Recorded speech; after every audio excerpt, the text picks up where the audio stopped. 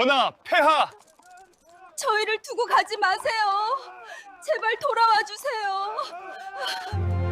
지금부터 분조를 이끌고 전란을 수습할 것이다. 백성들의 안전은 내가 책임진다.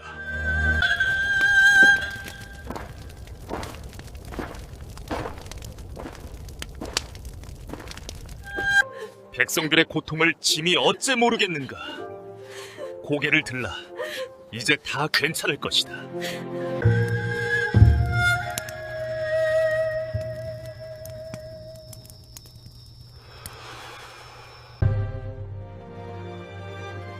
전쟁은 그를 왕으로 만들었다. 구독, 좋아요, 알림 설정은 영상을 제작하는 데 큰 힘이 됩니다. 풀버전은 유튜브 채널으로 오시면 확인하실 수 있습니다.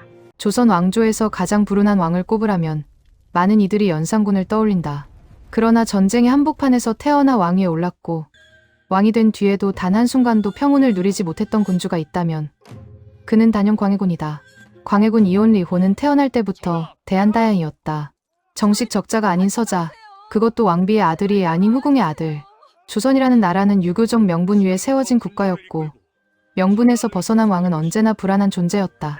선조 18년 임진왜란이 터졌을 때 조선은 이미 내부에서부터 무너지고 있었다.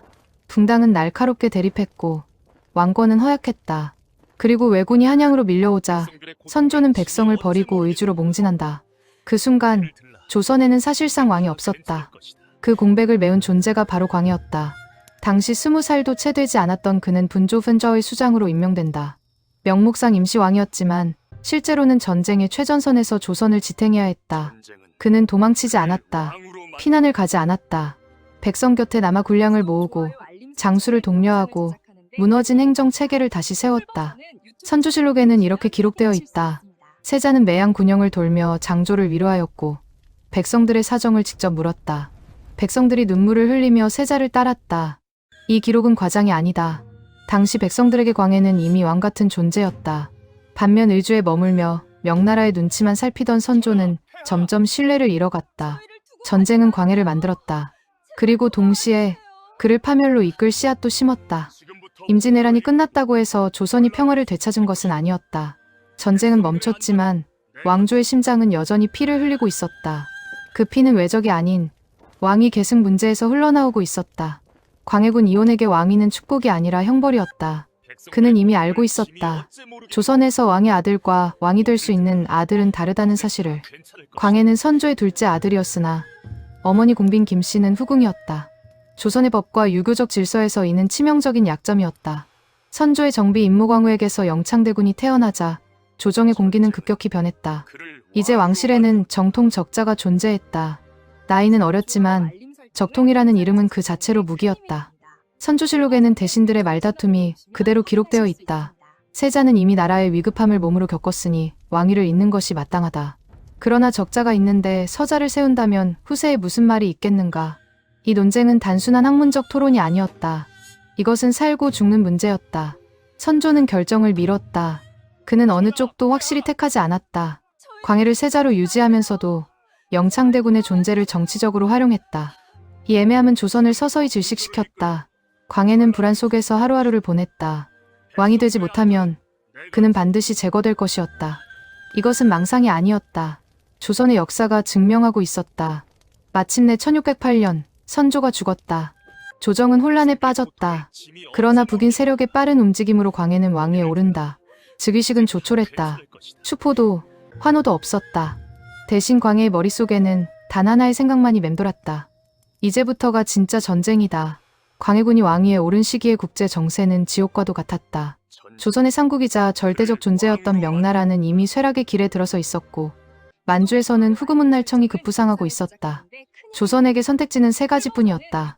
명예 끝까지 충성하다 함께 멸망하거나 후금에 붙어 배신자가 되거나 양쪽 모두와 거리를 유지하며 살아남거나 광해는 세 번째를 택했다. 그의 외교는 명분이 아닌 현실에서 출발했다. 전쟁으로 피폐해진 조선은 다시 싸울 힘이 없었다.